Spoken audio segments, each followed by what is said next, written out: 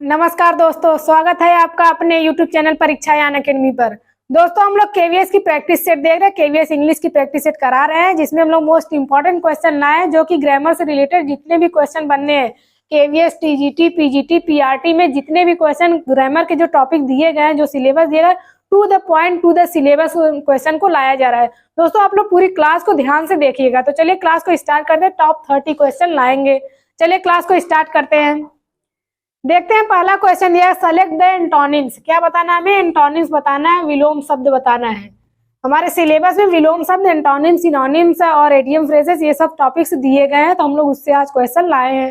देखते हैं, एंटोनिम्स पूछा गया किसका एंटोनिम्स? अंडरलाइन वर्ड क्या है? फ्रीवोलस। फ्रीवोलस का अंडरलाइन जो किया गया है, इसकी हमें क्या बतानी? एंटोनिम्स बतानी। पहले देखते हैं दोस्तों, उसका अर्थ समझ लेते हैं। अर्थ क्या होता है? तो इसका मतलब होता है तुच्छ। फ्रिवलेस मतलब होता है तुच्छ, और उसकी अपोजिट क्या हो जाएगी? सीरियस। सीरियस मतलब क्या होता है? गंभीर। ऑप्शन ए सही होगा, जिसकी हिंदी क्या होती है? गंभीर। फिर उसके बाद देखता है फ्रैंटिक। फ्रैंटिक मतलब क्या होता है? उन्मत्त। इसकी हिंदी होती है उन्मत्त। मोमेंटस मतलब होता है महत्वपूर्ण।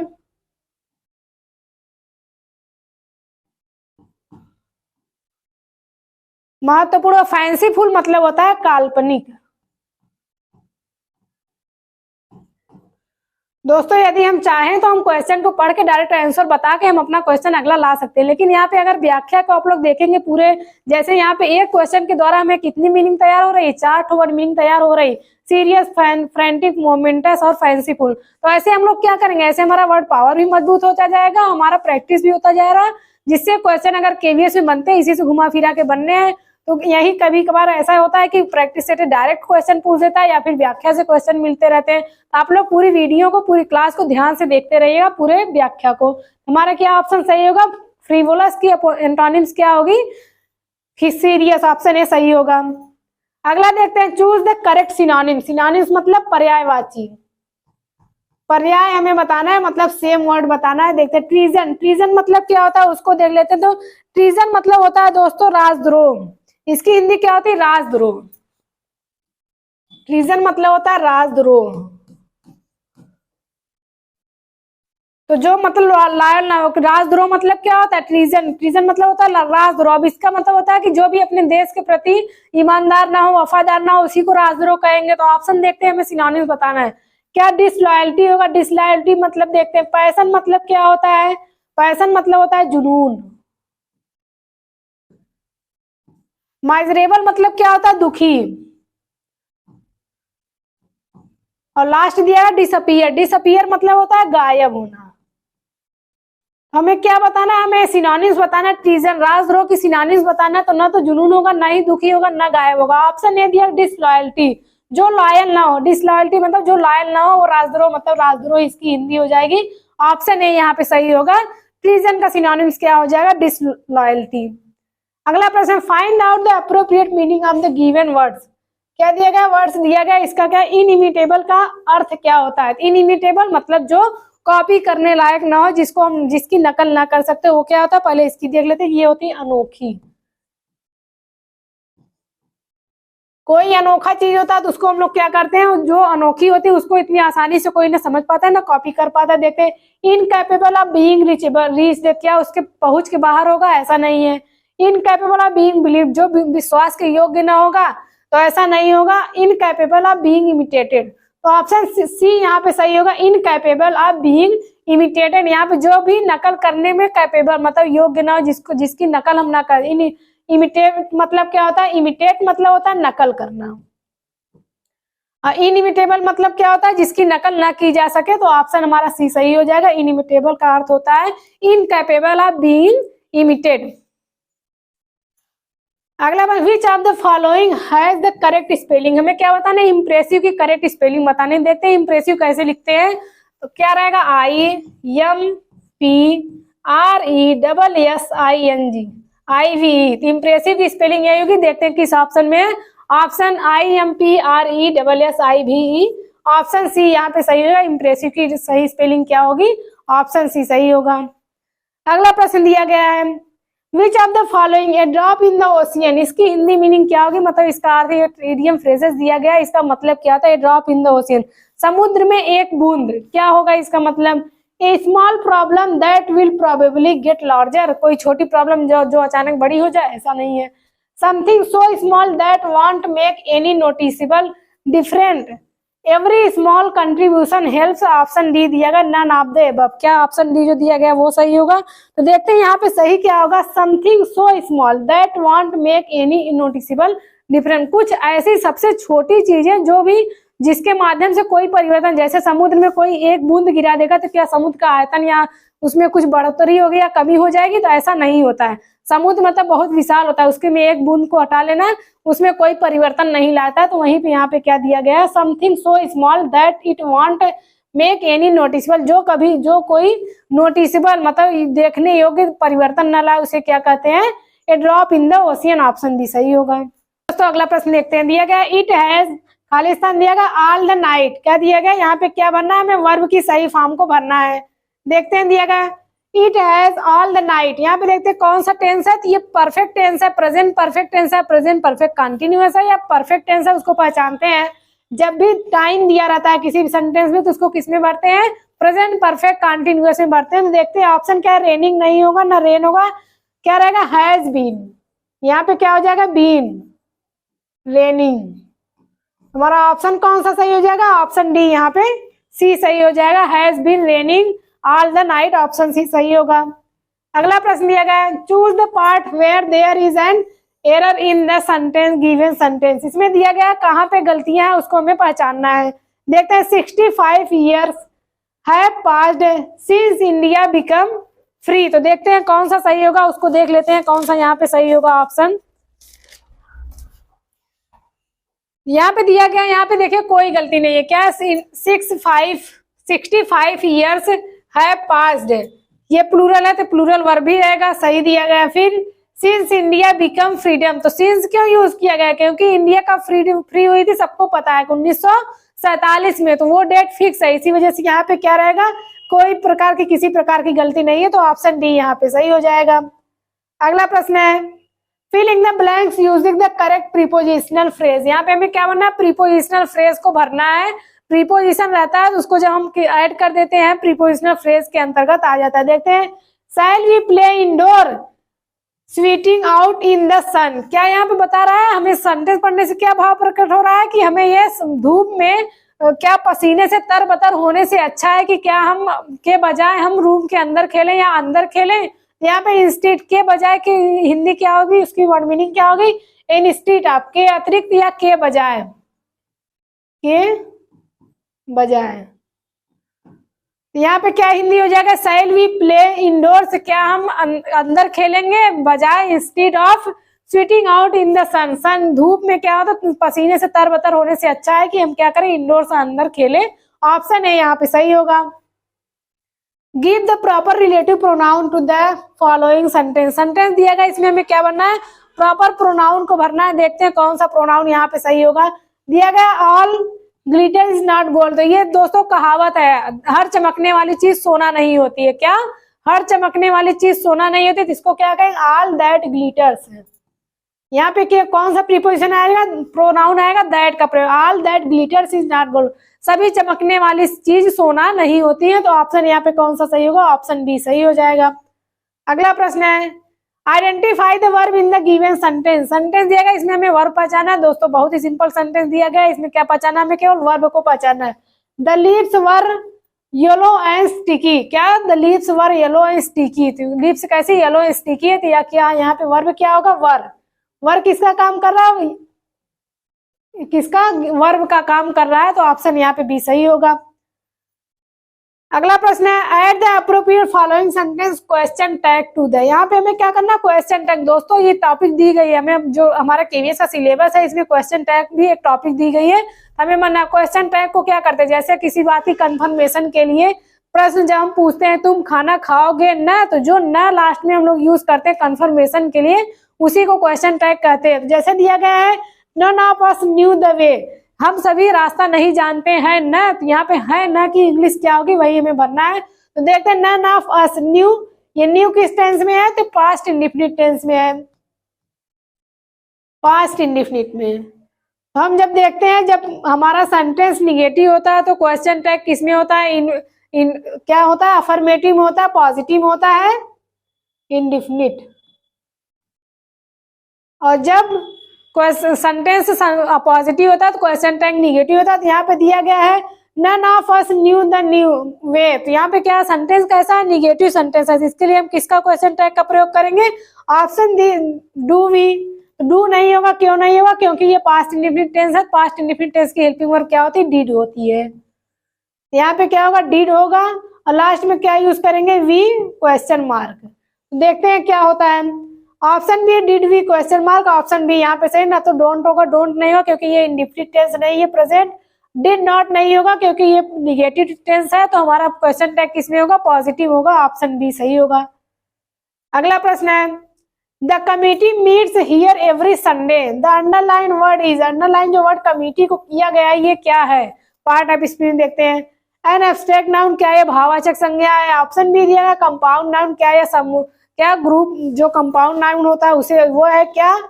ये प्रॉपर नाउन है। कमिटी क्या है? प्रॉपर नाउन है? नहीं। ऑप्शन डी दिया गया एक कलेक्टिव नाउन। कमिटी क्या है? एक कलेक्टिव नाउन। ये ग्रुप का बोध कार्य। जब हम कमिटी कोई समिति होती है तो उसमें दो या दो से अधिक व्यक्ति होते हैं तो उसी को कमिटी कहते हैं। कमिटी दो या दो से अधिक व्यक्तियों से मिलकर ही बनती है। तो ऑप्शन यहाँ पे डी सही हो जाएगा। ये एक कलेक्टिव नाउन है। Complete the following sentence by choosing an appropriate question tag for the option given below। यहाँ पे भी क्या करना है? क्वेश्चन टैग को भरना है। क्वेश्चन टैग क्या रहेगा? जब सेंटेंस निगेटिव रहेगा तो क्वेश्चन टैग पॉजिटिव रहेगा, जब सेंटेंस पॉजिटिव रहेगा तो क्वेश्चन टैग निगेटिव रहेगा। स्टॉप द नॉइज, क्या दिया गया? Stop the noise. तो जब भी दोस्तों ध्यान दीजिएगा, अगर सेंटेंस क्या है? इंपरेटिव, अगर इंपरेटिव सेंटेंस दिया गया है तो इसके लिए जब हम क्वेश्चन टैग का प्रयोग करेंगे तो क्वेश्चन टैग में हेल्पिंग वर्ब किसका प्रयोग करेंगे?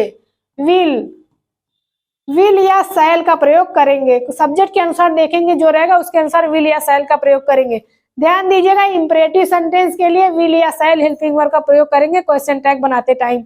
यहाँ पे will you, can't you, want you या कैन यू। तो इसमें देखते हैं कौन सा? स्टॉप द नॉइज, शांति रखो, मतलब शोर को बंद करो। तो यहाँ पे कौन सा रहेगा? ऑप्शन डी दिया गया वांट यू। कौन सा रहेगा? Want you. ऑप्शन यहाँ पे डी नहीं हो क्योंकि यहाँ पे देखिए स्टॉप द नॉइज क्या कर रहा है? यहाँ मना कर रहा है। तो ये क्या है? एक निगेटिव सेंटेंस है। ये भाव क्या पत्र प्रकट हो रहा है? निगेटिव। तो ऑप्शन डी ना हो के ऑप्शन यहाँ पे ए सही का। विल यू क्या रहेगा? विल यू, लास्ट में क्वेश्चन मार्क रहेगा तो ऑप्शन ए सही हो जाएगा। अगला प्रश्न है choose the sentence with the correct punctuation mark. हमें क्या होता है ना? पंक्चुएशन मार्क का सही प्रयोग करना है। तो देखते हैं क्या दिया गया है। This done she return to the old man with lovely smile on her face. Option B दिया गया है this done she return to the old man with a lovely smile on her face. Option C दिया गया है this done she return to the old man with lovely smile on her face. Option D दिया गया none of the above. तो option हमारा कौन सा सही होगा? ऑप्शन सी में सही पंक्चुएशन का प्रयोग किया गया। क्या किया गया? This done she return to the old man with lovely smile on her face. तो ऑप्शन सी यहाँ पे सही होगा। यहाँ पे करेक्ट पंक्चुएशन का प्रयोग किया गया है, ऑप्शन सी। अगला प्रश्न है among the following sentence which is not correctly punctuated. यहाँ पे हमें बताना है कौन सा ऐसा है जो करेक्टली पंक्चुएटेड नहीं, मतलब 3 सेंटेंस ऐसे रहेंगे जो करेक्टली पंक्चुएटेड रहेंगे, जिनका पंक्चुएशन सही रहेगा, और बाकी जो एक रहेगा वो गलत रहेगा, उसमें पंक्चुएशन का सही प्रयोग नहीं किया रहेगा। यहाँ Ram the son of Dasharath killed Ravan, सही है। Man he said is a political animal.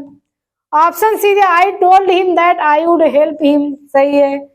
He is an honest person, even his enemies say so। Option यहाँ डी भी सही है। तो ऑप्शन बी देखते हैं, बी में सही पंक्चुएशन का प्रयोग नहीं किया गया।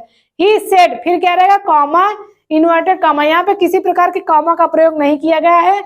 यहाँ पे देखिए, यहाँ भी double inverted comma, double inverted comma, double inverted comma. तो ये सही पंक्चुएशन का प्रयोग नहीं किया गया, तो ऑप्शन बी सही होगा। I have a box full of pencil, I have a box full of pencil।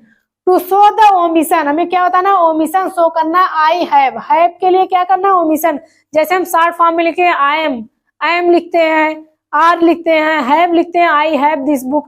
तो इसके लिए क्या है? ओमिशन फॉर्म का प्रयोग करेंगे। देखते हैं क्या आई वी रहेगा, क्या बी है, ऑप्शन सी देखते हैं क्या सही है, तो ऑप्शन डी यहाँ पे सही होगा। आई हैव जब हम लिखते हैं विषम फॉर्म में तो यह क्या होगा, आई फिर अपोस्ट्रोफी कामा होगा फिर वी होगा, ऑप्शन डी यहाँ पे सही हो जाएगा। अगला प्रश्न है, identify the correct punctuated sentence from the following option. Option दिया गया, इसमें क्या करेक्ट पंक्चुएटेड सेंटेंस का हमें प्रयोग करना है। While I was cooking the baby, यहाँ पे देखिए अगर हम पढ़ेंगे सही प्रोनाउंसिएशन करेंगे, जब भी वाक्य को पढ़ेंगे तो कॉमा इन्वर्टेड कॉमा को ध्यान में, जैसे दिया व्हाइल फिर रुकेंगे, I was cooking the baby फिर रुकेंगे, तो क्या I was cooking the baby हम बेबी को पका रहे थे, तो यहाँ पे नहीं होगा, सीधे यहीं पे गलत हो जा रहा है। फिर देखते हैं व्हाइल, व्हाइल के बाद कॉमा होना चाहिए, नहीं है। ऑप्शन सी देखते हैं, while I was cooking the baby, यहाँ पे देखते हैं यहाँ पे कॉमा नहीं होगा, क्या while I was cooking the baby, यहाँ पे देखिए कॉमा यहाँ पे रहेगा, तो ये भी गलत हो जाएगा। ऑप्शन सी देखते हैं, while I was cooking the baby, फिर यहाँ पे देखिए दे दिया गया तो गलत हो गया है। ऑप्शन डी देखते हैं, व्हाइल आई वाज कुकिंग जब मैं पका रहा था, the baby her mother and the cat were sleeping, तो ऑप्शन डी यहाँ पे सही होगा। जब वह खाना पका रहा था तो उस टाइम क्या कहा, द बेबी और उसके भाई और द कैट स्लीपिंग, मतलब वो लोग सो रहे, तो ऑप्शन डी यहाँ पे अर्थ के अनुसार सही होगा। अगला प्रश्न है, choose the option is in the indirect form of the given sentence. यहाँ पे हमें क्या बताना है, इनडायरेक्ट का सही प्रयोग करना है। दिया गया where have you been my teacher asked me, इसका क्या रहेगा, माई टीचर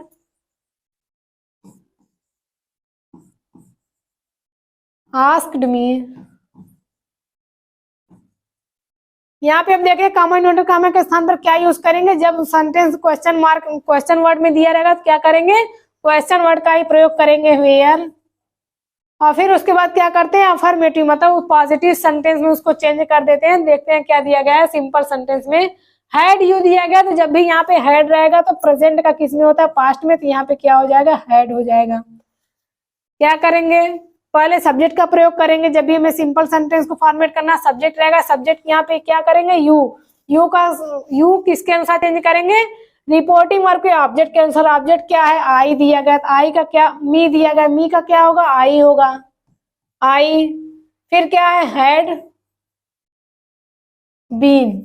देखते हैं किस option, my teacher asked me where I had been, तो ऑप्शन यहाँ पे देखते हैं ऑप्शन डी सही हो जाएगा। The doctor asked the patient did you eat anything this morning, यहाँ पे भी क्या करना है, हमें इनडायरेक्ट फॉर्म का प्रयोग करना है। देखते हैं, the doctor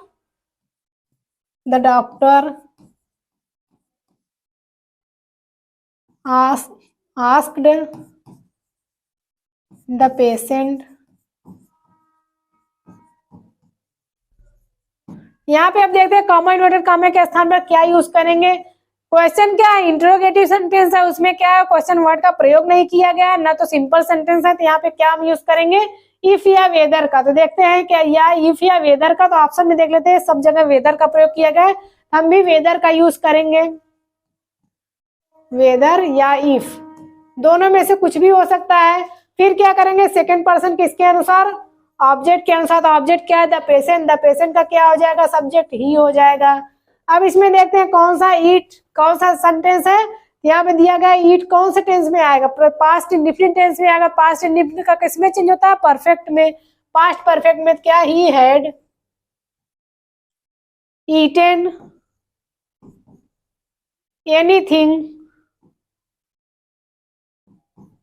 anything that morning.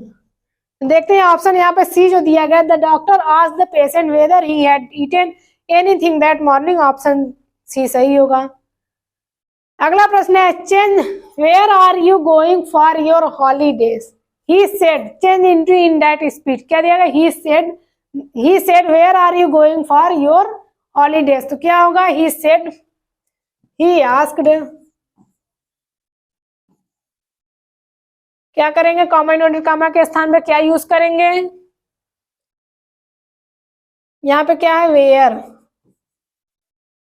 फिर क्या है, आर यू किसके अनुसार, देखते हैं, जब दिया गया यहाँ पे इस रिपोर्टिंग वर्ब में ही सब्जेक्ट को दिया गया, तो ऑब्जेक्ट क्या हो जाएगा, आई मतलब मी हो जाएगा, क्योंकि अगर थर्ड पर्सन सब्जेक्ट है तो ऑब्जेक्ट क्या हो जाएगा, फर्स्ट पर्सन हो जाएगा, क्योंकि रिपोर्टेड वर्ब में भी सेकंड ऑब्जेक्ट किसका प्रयोग किया गया है, सेकंड पर्सन का प्रयोग किया जा चुका है। तो यहाँ पे देखते हैं क्या दिया गया है, मी दिया रहेगा तो मी का आई का क्या, यू का क्या होगा आई, फिर आर यू करेगा तो इसका क्या करेंगे पास्ट कंटिन्यूअस में, प्रेजेंट कंटिन्यूअस का पास्ट कंटिन्यूअस में आई वाज गोइंग, योर का क्या हो जाएगा माई हॉलीडेज। देखते हैं किसमें है, I asked me, he asked me where I was going for my holidays, option C यहाँ पे सही हो जाएगा। अगला प्रश्न है, my mother said don't go very far into the sea. तो क्या दिया, my mother said that, my mother said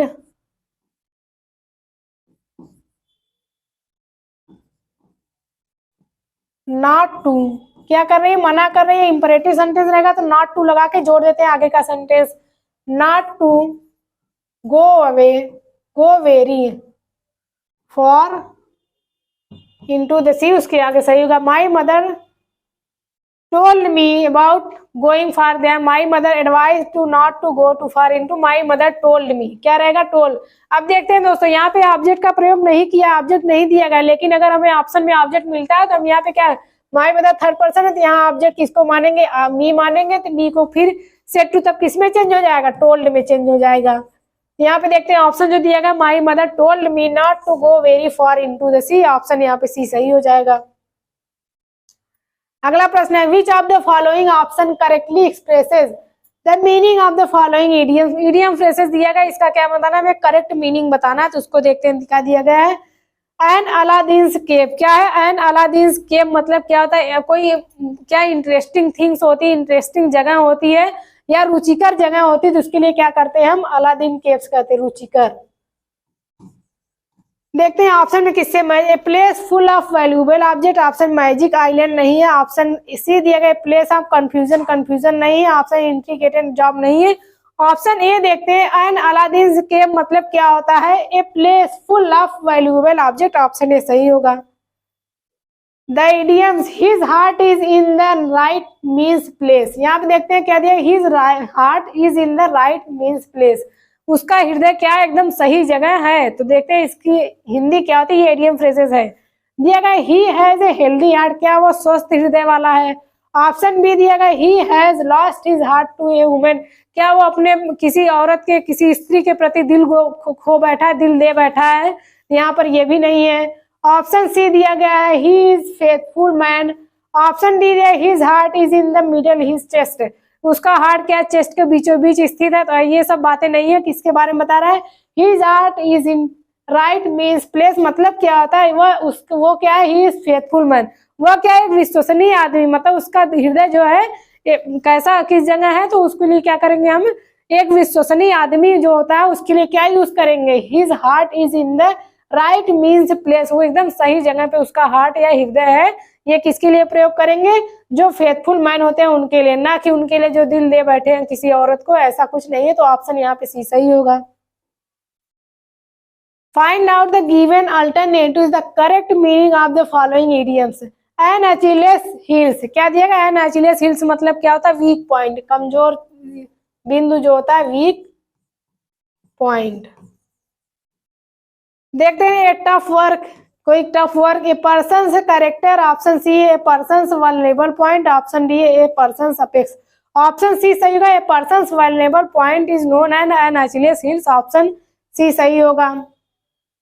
Which of the following option giving the correct meaning of the idioms given? To go to the dark, to go to the dark मतलब क्या होता है, idiom phrases दिया गया है। To go to the dark मतलब क्या होता है, to die मरना, to survive Jeena, to be ruined, to be surprised सुनना, तो to be surprised क्या होता है, जब to go to the dark से कोई कहता है तो इसका मतलब क्या होता है, to be ruined बर्बाद हो जाना, इसका मतलब होता है to go to the dark से मतलब बर्बाद हो जाना, ऑप्शन यहाँ पे सी सही होगा। Choose the correct meaning of the following idioms, idiom phrases दिया गया, इसकी क्या बन रही है, करेक्ट मीनिंग बतानी, तो देखते हैं क्या दिया गया है, करेक्ट मीनिंग देखते हैं। टू मीट वंस वाटरलू, क्या दिया गया, to meet once Waterloo, to meet a strong adversary, option B दिया गया है। To die fighting, option C दिया गया है। To meet once final defeat, option to die an ignoble death, तो ऑप्शन यहाँ पे देखते हैं कौन सा सही होगा, ऑप्शन सी है to meet once final defeat, option C सही होगा।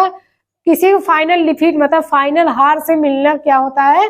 To meet once Waterloo, option C सही होगा। To call a spade means, a spade मतलब क्या? To call a spade means मतलब क्या होता है? तो देखते हैं क्या सही होगा। To play cards, to be ignorant and adamant, to speak without missing words, to be confident to yourself. तो देखते हैं क्या सही होगा। ऑप्शन जो दिया question, to call a spade क्या मतलब होगा इसका? टू कॉल ए स्पेड मतलब क्या होता है? तो देते हैं to speak without missing words, बिना मिसिंग किसी वर्ड से क्या करना है? स्पीक बोलना, कोई वर्ड बिना मिस किए बोलना। ऑप्शन सी यहाँ पे सही होगा।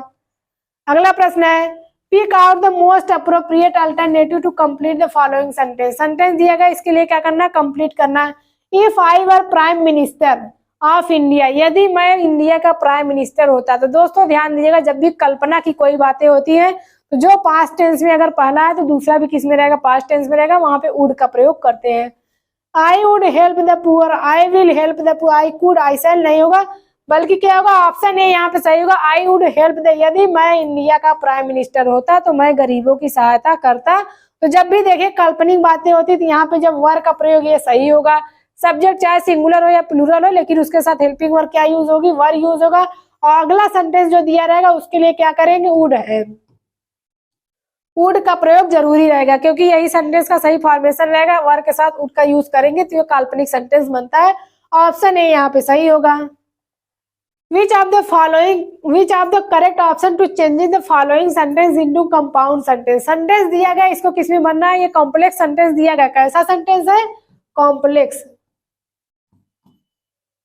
तो इसको हमें किस में बनना है? कंपाउंड सेंटेंस में बनना है। तो देखते हैं कंपाउंड सेंटेंस में फॉर्मेट करना है, देखते हैं। और दोस्तों ध्यान देंगे, कंपाउंड सेंटेंस के जो भी क्या होते हैं, वो जो कंजंक्शन होते हैं उसको क्या करें? फॉर, एंड, और, येट, सो, ये सब क्या होते हैं? कंपाउंड सेंटेंस के कंजंक्शन होते हैं। तो देखते हैं, जैसे दिया गया है, if you learn a lesson you will pass, if you will be learning your lesson you will be pass नहीं होगा। Learn your lesson and you will pass. Option C D दिया, learn your lesson and you might pass. तो might की कोई बात नहीं, क्यों? सीधे में वही हेल्पिंग वर्ब भी वैसे ही होना चाहिए, सब कुछ वही प्रयोग करें, केवल कंजंक्शन देखते हैं। तो ऑप्शन सी यहाँ पे सही होगा। Learn your lesson and you will pass, option C सही होगा। अगला प्रश्न भी ये दिया गया है, कंपाउंड सेंटेंस को सेंटेंस दिया गया, इसको किसमें चेंज करना है? कंपाउंड सेंटेंस में। He escaped punishment by admitting his fault, तो इसको किसमें चेंज करना है? कंपाउंड सेंटेंस में। देखते हैं, he had to admit his fault in the, नहीं। he wanted to escape punishment, नहीं। so he admits his fault, he admit his faults and escaped punishment, he admit his fault to escape punishment। तो option यहाँ पे C जो दिया गया, he admits his fault and escape punishment, वो अपने दोस्त को क्या करता है? एक्सेप्ट कर लेता है और क्या करता है? पनिशमेंट से बच जाता है। तो दोस्तों ये थे सारे क्या है? कंपाउंड सेंटेंस के जैसे फॉर्मेशन होते हैं। इसके लिए हम ट्रिक देखते हैं, जैसे दिया गया कंपाउंड सेंटेंस को अगर हमें चेंज करना है, हम कैसे पहचानेंगे कि ये कंपाउंड सेंटेंस में आएगा? जैसे दिया रहेगा क्या है? फैन बॉयज, ये क्या है? फैन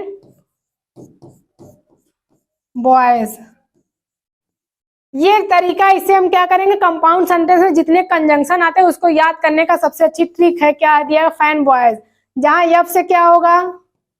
यप से होगा फॉर, ए से होगा एंड, एन से होगा नॉर, बी से होगा बट, फिर उसके बाद देखते हैं और से क्या? ओ से क्या होगा? ओ बराबर और हो जाएगा। वाई से क्या होगा? येट होगा। और यस से क्या हो जाएगा? सो हो जाएगा। तो दोस्तों ये जो ट्रिक दी गई है, इसके माध्यम से हम कंपाउंड सेंटेंस को अगर फॉर्मेशन कोई भी सेंटेंस दिया गया, हमें अगर कंपाउंड सेंटेंस पहचानना भी है तो उसके लिए सही नियम क्या है? हम ट्रिक देखते हैं। ये ट्रिक क्या दिया गया है? ट्रिक दिया गया फैन बॉयज। फैन बॉयज मतलब क्या होता है? एफ से हो जाएगा फॉर, ए से हो जाएगा एंड, नॉर, एन से हो जाएगा नॉर, बी से हो जाएगा बट, ओ से हो जाएगा और, वाई से येट, आई से सो हो जाएगा। ये क्या हो जाए? ये कंपाउंड सेंटेंस के सारे कंजंक्शन, इसको याद करने हम कंपाउंड सेंटेंस को आसानी से पकड़ लेंगे। ये थी ट्रिक हमारी कंपाउंड सेंटेंस को पकड़ने की। तो दोस्तों ये थे हमारे टॉप 30 क्वेश्चन जो कि to the point, to the syllabus के अनुसार हम पूछे गए हैं। आप लोग इसको जरूर ध्यान से देखते रहिएगा और कहीं भी कोई भी डाउट हो तो आप कमेंट सेक्शन में जरूर पूछिएगा। हमसे जुड़े रहने के लिए, हमारा साथ देते रहने के लिए आप सभी का बहुत बहुत धन्यवाद।